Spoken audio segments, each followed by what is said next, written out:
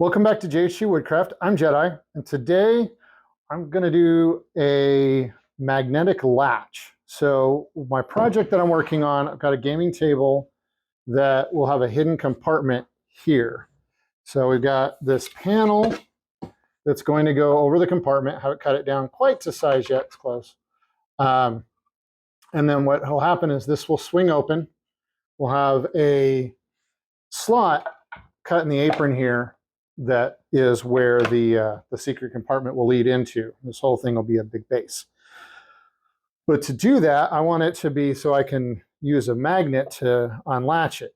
I got a couple options. I could use your kind of typical safety lock thing that you can get for kids to protect, cabinets and things from kids, which work pretty well.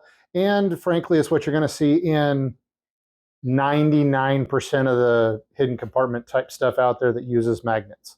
So they work. However, it's plastic. To me, doesn't look like furniture. And so I'm going to walk through actually building out the parts to make a magnetic lock. So that's what we're going to do. Grab a drink and we'll get started. So first thing I've got here is I've got my panel over a scrap board that I've cut out. It's going to be the same cut that I will have in the gaming table, right? So this is the cut it will be. I'll have this here at the top, which I believe is, it's 3/4 of an inch. And then at the bottom, I've got almost 1.5 inches, and that's right to where the floor or the bottom of that compartment is going to be. So got several measurements I've got to look for here. So I need my depth, right? So I'm going to see how deep I want this to be, how far down this latch needs to come, because ultimately what the latch is going to need to come down, say around here, right? So probably want it hanging out, I don't know, 1.5 inches, 1.75 inches, because then I'll have a block that will go on this piece, right? That will come up against the latch. Latch will grab it. And then when we put a magnet toward the top, which will be this end, that will release that release the latch or pull the latch in, which will allow the flap to open up. So I know I'm not doing the best job explaining it, but it will make a little more sense as you see we're going to build out the diagram in VCarve. So going to go from here now that I got some of my measurements, this, and this, right? I've got all those measurements down. I'm going to take it over to my VCarve software and build out 2 pieces, or really 3 pieces, right? One will be the latch, one will be the base that the latch fits into, and one will be the connecting point for the latch. So that's where we're going next. All right, we're over here in VCarve, and I've drawn out this, I guess an H, if you will. And let me show you one of the templates or the works in progress. This might help with what I'm trying to do here. So you look at the H on the screen, and you can see there's this piece that's kind of got that H form factor, right? So this is going to be the stand. Notice it's got our risers here. I've got a base where I can put screws, and then my latch will fit inside of this. All right, so that's going to come out, and we'll actually fasten it in there. So wanted to give an idea of what the end piece sort of will look like. It'll make more sense once we get to the final. But as I'm doing some of these really interesting layered drawings, I wanted to make sure that it made sense where I was headed with it. Okay, so a couple things you can do with VCarve. If you've got VCarve Pro, you can actually draw out your designs. So the way I did these, let's do a real quick example here. Let's do a new layer.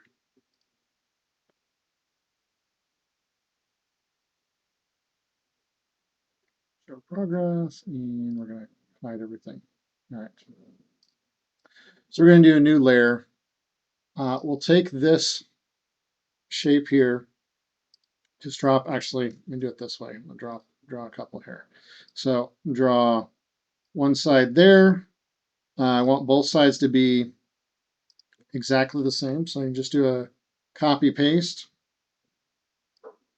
My other side in here, I want them to be aligned, so I'll select both of them, click this Align Selected Objects, and line to the top. Right, so now they're both in the exact same spot. Then I grab this again. I want my snapping on, and we'll draw a box between them. Snaps together. Now, if you've ever used VCarve before, you'll know that when you do that, it yells at you. It does not like vectors to touch. So watch, if I select this and I clicked on the vector validator here, and I see it's like, oh, I don't like all of that. So the way you fix that is you go into node edit mode. So if you select your vector and then click hit the N button, that will take you into node edit. There's also one of these buttons over here that lets you go into node editing as well. I never use it, so I always have to look for which one it is. Let's trim, cropping, joins and close.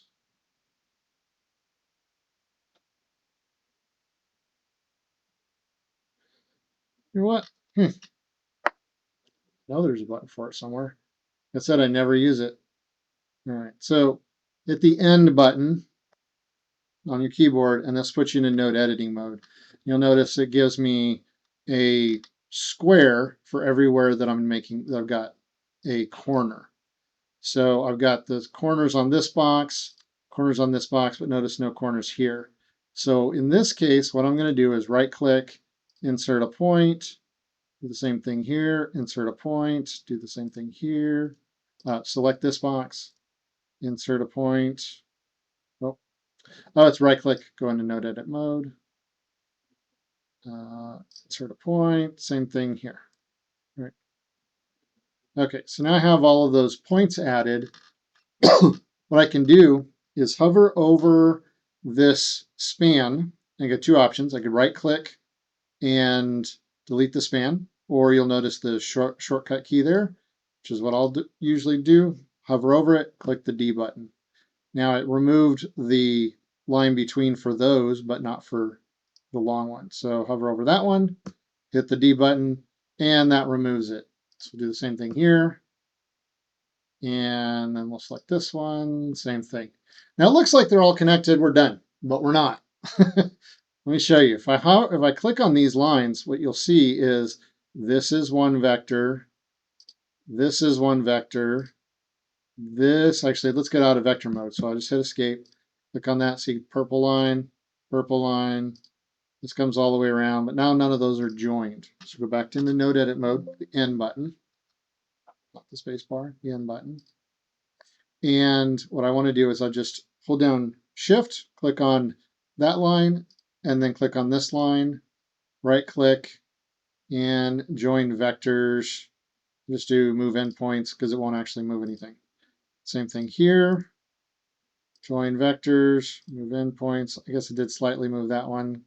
Those lines must have been just a little bit off. Same thing here, right click, join vectors. And then this last one, same selection process.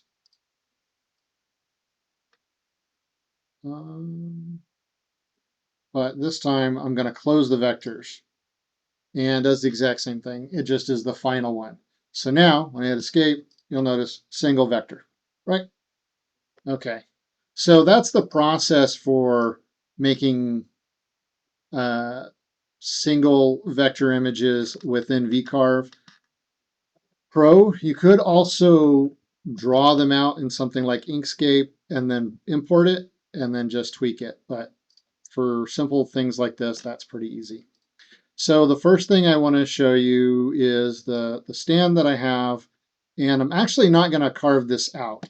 The reason being is I want this to be, I've got a couple other uh, things I want to do with it. So I'm using this to put my boxes against, and at the end of the day, I'll hide this.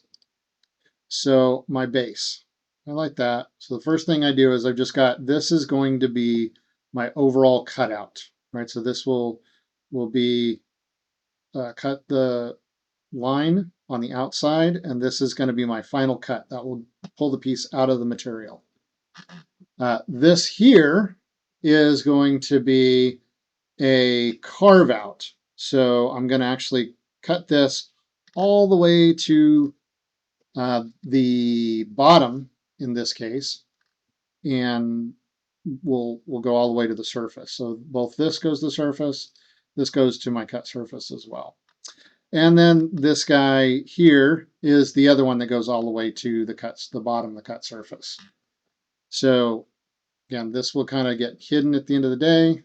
These are all the pieces that are going to cut all the way through to the wasteboard. Okay, then I'm also going to add in my screw base. So what this is for both of these, I'm going to carve down on this spot, and this spot, all the red. I'm going to carve that down to where I have a 1/2 inch of surface area that I can then drill screw holes through. Okay. Then I'm going to add some tapers. Now this is another interesting one. I had to do a little bit of self-education on this. So what I have is I want to taper from here, so actually from this edge up to here, right? And so I'm not using 3D modeling for this. I don't have Aspire. I have VCarve Pro, so I can't do 3D modeling inside of the software. But what I can do is some interesting carving. So I've added a couple of lines here. I've got these random seaming lines over here, and these are going to be my my carve structure. So this long one is what I want to carve from here to here, top to bottom, this middle line here, right? I want to carve that down to here, and I want it to be a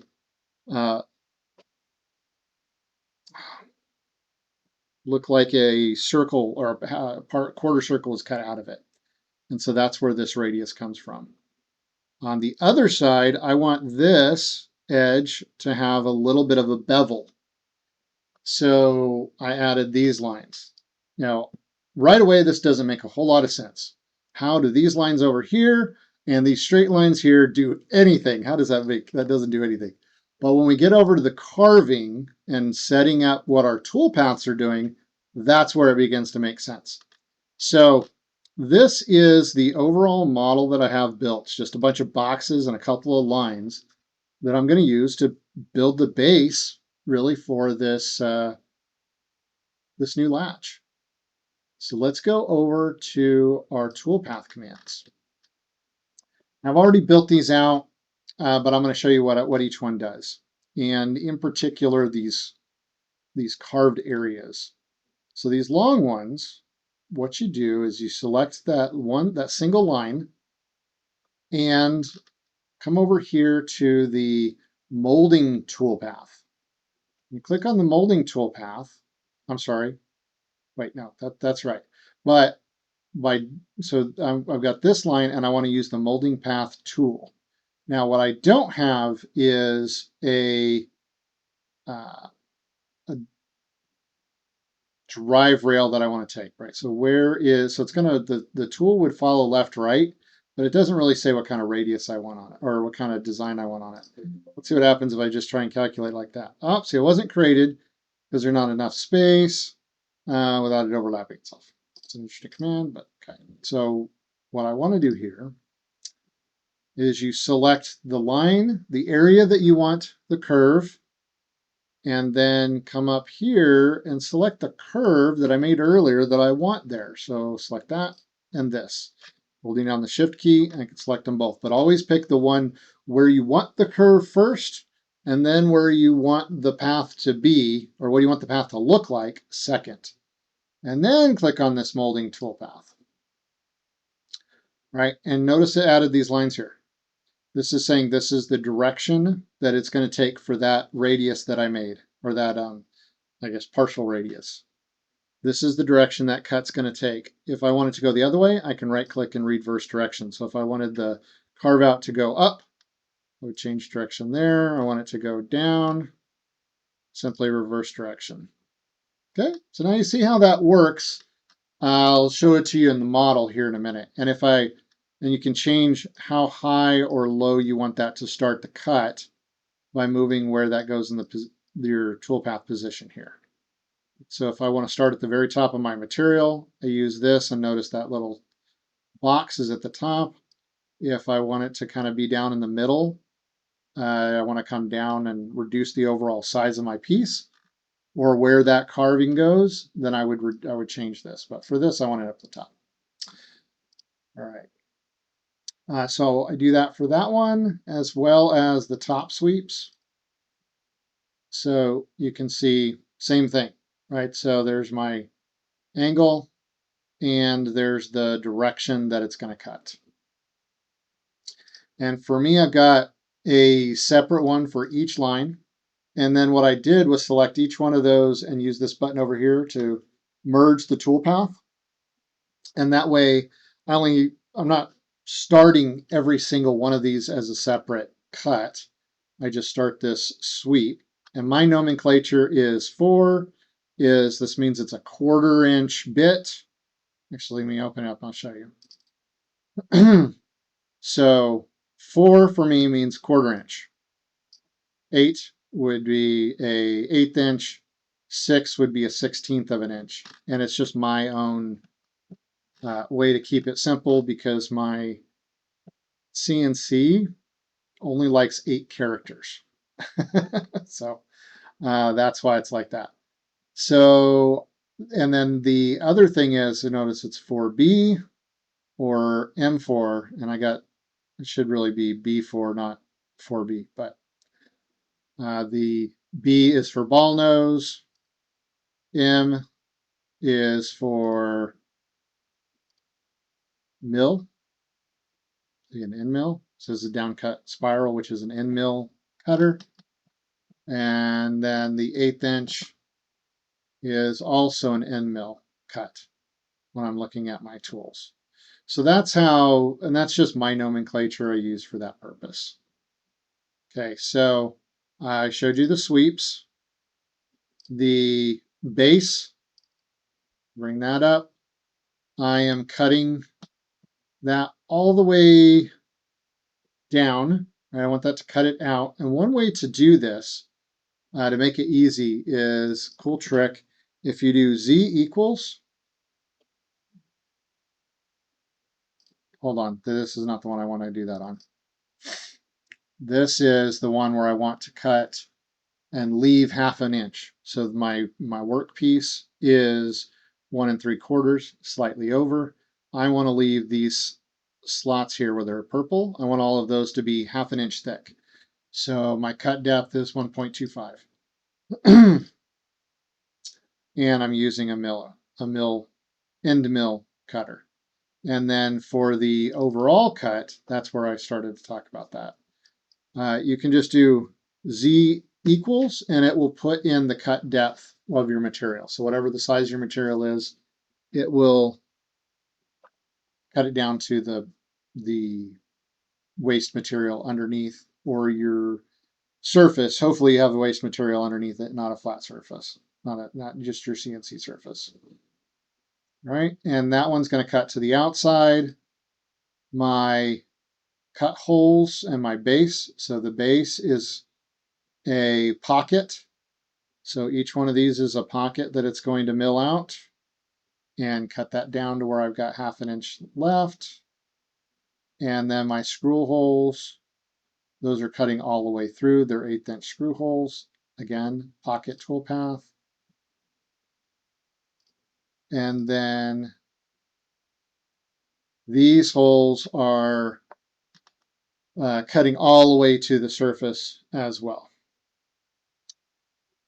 And so they're cutting to the inside versus to the outside, which is why they're a separate tool path from the cut. The other thing is I always like to have my final cut be the very, very, very last thing, even if I can share it with other tool paths and group it. I don't, because I want to make sure everything's good before I cut that out of the workpiece.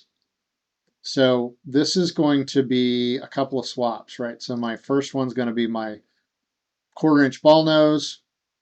Then I'm going to cut with an M4 or my 1/4" mill. I'm going to cut the base.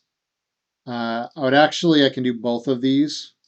So in this case, I can do this, where I'll select both of those, group these two guys together. I can't. Why can't I? Oh, because I've got that one selected. All right. So now that can become a single group, and this will go M4 base. Okay, so that'll cut out the holes as well as the 1/2" milling. Screw holes is a tool change, so I've got my ball nose, got my 1/4" mill. Then I'm going to put my 1/8" mill back in, or in. I'm going to take that out and then finish with my 1/4" mill. And that's going to cut out the final piece. All right, so now you've all been, you're tired of hearing me talk about what all of this means and how this picture works. Let's see what it looks like in action. Go to Preview Toolpath. And by the way, this is one of the coolest things this software does, because then it gives me a good idea of everything that's happening. And I'm just going to preview all toolpaths. Let's see it all at once. Boom! That's what it's doing. So it's cutting out my sweeps, then it's going to cut out all of those cut downs, and then it's finally going to cut the piece completely out. So this is what this piece will look like when it's done. And you notice it looks like a lot like that piece I showed you earlier. So that is how that's done to get the base. Right, so we'll go over to the CNC, cut that out, and show you what that looks like. Okay, so one of the things I wanted to show you was the nomenclature thing I mentioned earlier. So when I go to run a job, okay, I'm going to run it from the U disk, and I want to show you what I mean by that. So like this one here says 4B sweep. I'm good because I only have 7 characters, but I have greater than 8, and I get stuff like this, right? So that M8 screw, and it turns into a ~1. And so I try and keep all of my file names under 8 characters so that they don't truncate like that, and I end up with multiple files that look exactly the same. All right, with that, let's get started on our first cut.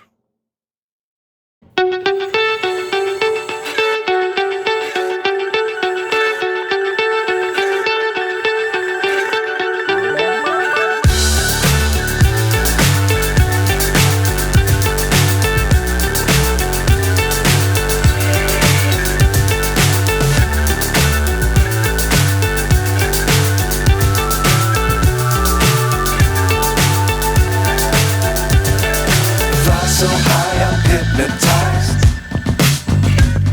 What's up is down, what's left is right. Chasing stars and holding you. I can't see the end, but we'll see it through.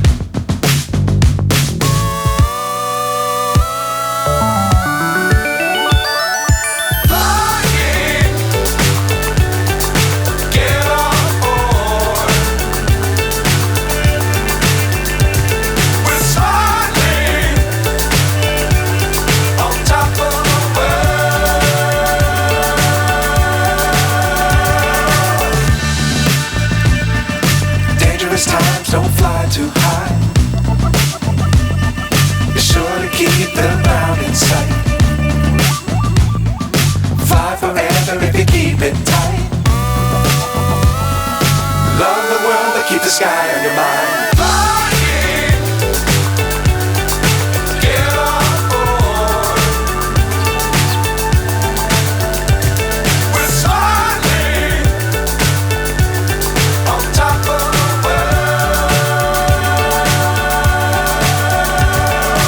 Flying, get on board. We're smiling on top of the world.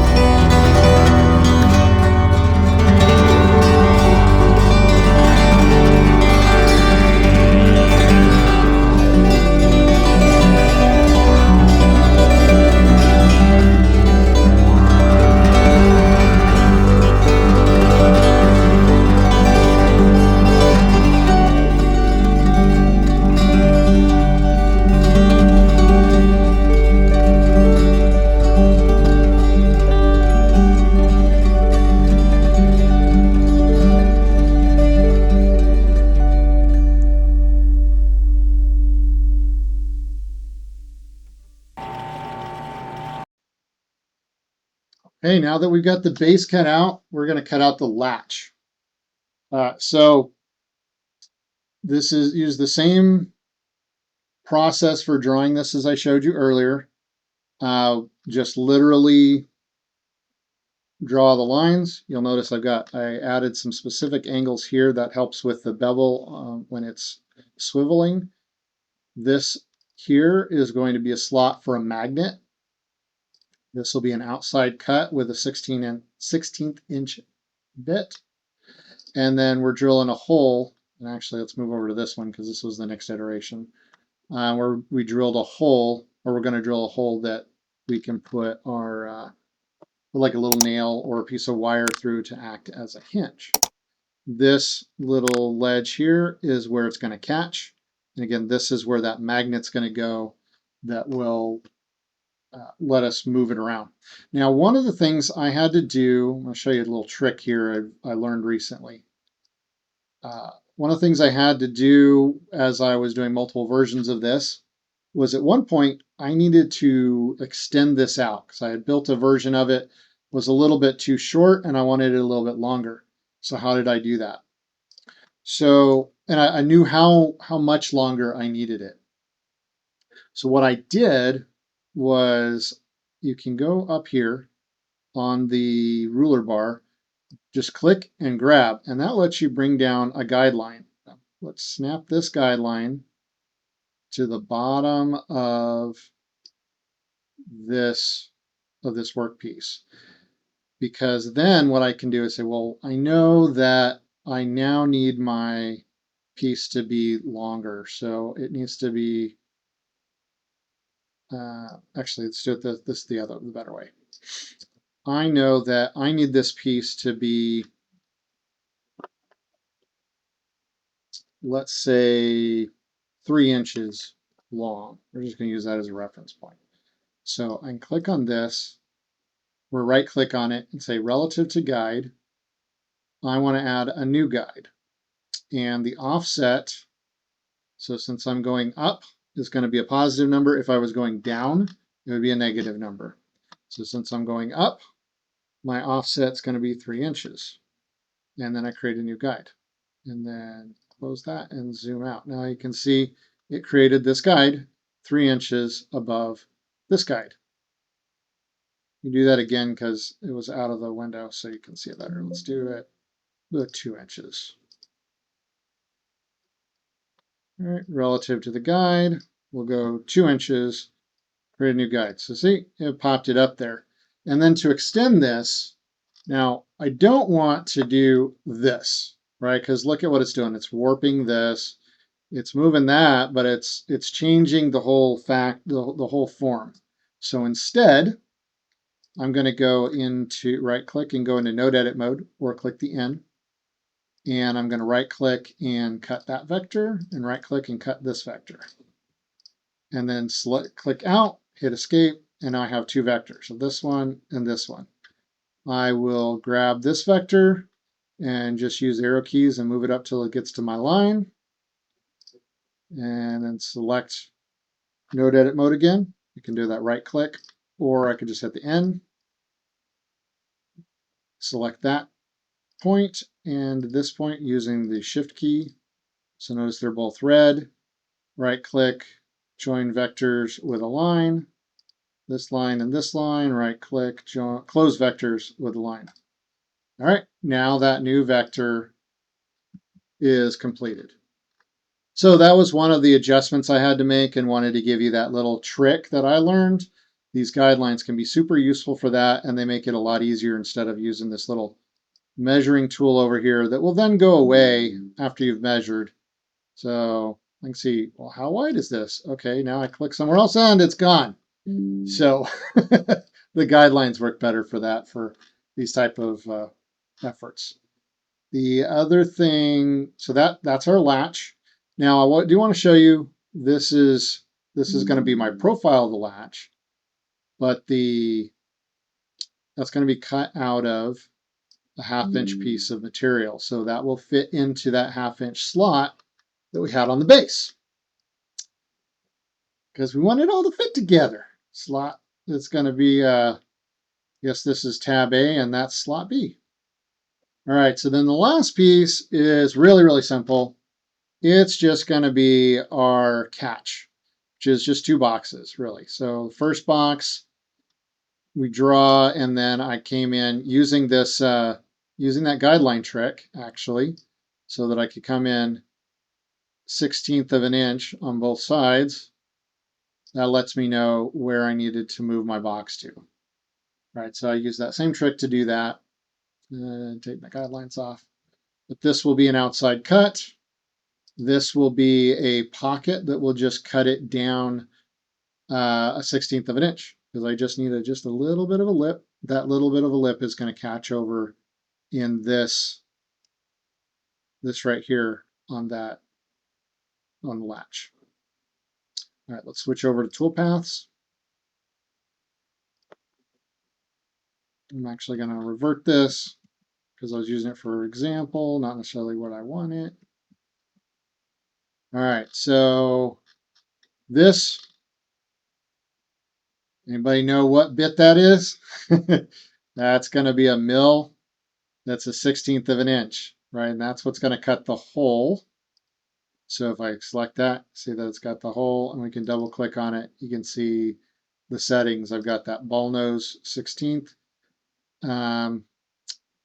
Long story here why I'm using a ball nose instead of a mill. Well, I guess it's not really that long. My workpiece is half an inch thick, and the only 1/16 inch that I have that's long enough is a ball nose versus an end mill. So I just kind of have to deal with that. Yeah, but it's still working. But it's doing an end mill job versus a carve. It's what I use a ball nose for. So that's why it's an M. The pocket, this is going to cut out a pocket so it won't go all the way through. The little magnet will fit inside of there. And then the key will be all the way around it, right? And then this cutout here is, again, the pocket that we talked about, and then the cutout. So let's see if we select all tool paths and show you what that looks like in 3D. Always reset preview in case you made any changes. You can see the cut paths of what's going to be cut. And let's go ahead and preview all. Watch it do its quick cutout. You can see here, right? So that pocketed it. I've got a screw hole, which goes all the way through, but it's kind of hard to tell. I do have a couple of, actually, let me go back and show you that on this real quick. Anytime you're doing small cutouts like this, let's go to this one. This is our cutout. You probably want to add tabs. So I actually don't want that tab there. I want to edit the tabs, get rid of this tab and add one here and here. I don't like them anywhere where it's curving because then when I go to clean up the tabs, then I end up breaking the piece. So I like them on the long pieces. What this does is just keeps if you're cutting all the way through, it gives a couple of real short spots that doesn't cut all the way through so that your piece doesn't jump out and get caught by your bit. So you want to do that. You want at least one or two tabs if you're cutting all the way through, unless you just don't care if it gets chewed up. I guess then that might work for you. All right, so let's go back into 3D. See what this looks like in 3D. You'll notice we cut out that piece. We're cutting out this piece. The cutouts look thinner because I'm using that ball nose. That's why it shows that way. Pushing that screw hole all the way through and pocketing out where that battery's going to go, or not battery, the magnet's going to go. Cut this one out, and then you can see it pocketed this area for this latch to lock onto. All right, so let's take that over. We're going to save our toolpaths, this button here. We're going to save our toolpaths out. I like to save each one separately. Again, my CNC doesn't like more than 8 characters. So if I use any of the multiple files, it doesn't take single file, multiple files, then it ends up adding stuff to the name that just makes it way too long and makes it harder to figure out on my CNC. So let's take these over to the CNC and cut them out. And then we'll do some assembly of some new cool parts.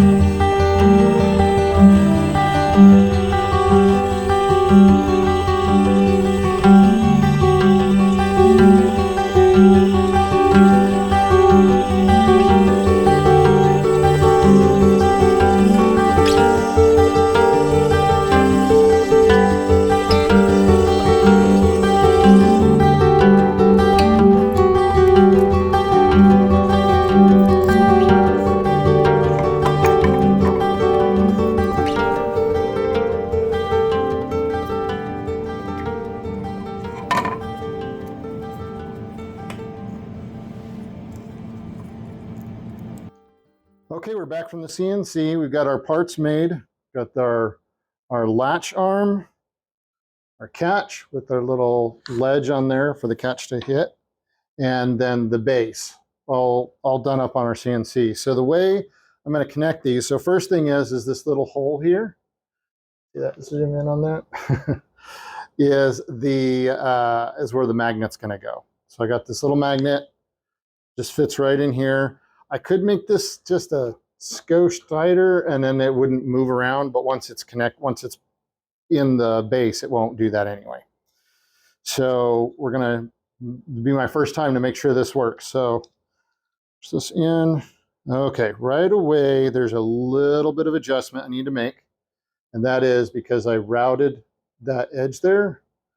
It's a little too rounded. I need to square it off. So I'm just going to take the file here and file this down a little bit, square it up. Shouldn't take much. Think that will do it. That is looking good. Okay, put our magnet back in there. Now, one of the things is the magnet goes a specific way. Yeah, not that way.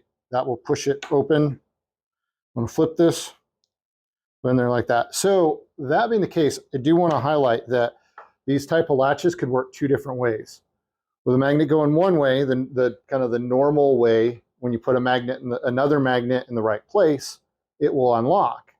Alternatively, you could put it where the magnet's flipped, and as long as your thing is in the right place, it stays locked. So as soon as you move that, it unlocks.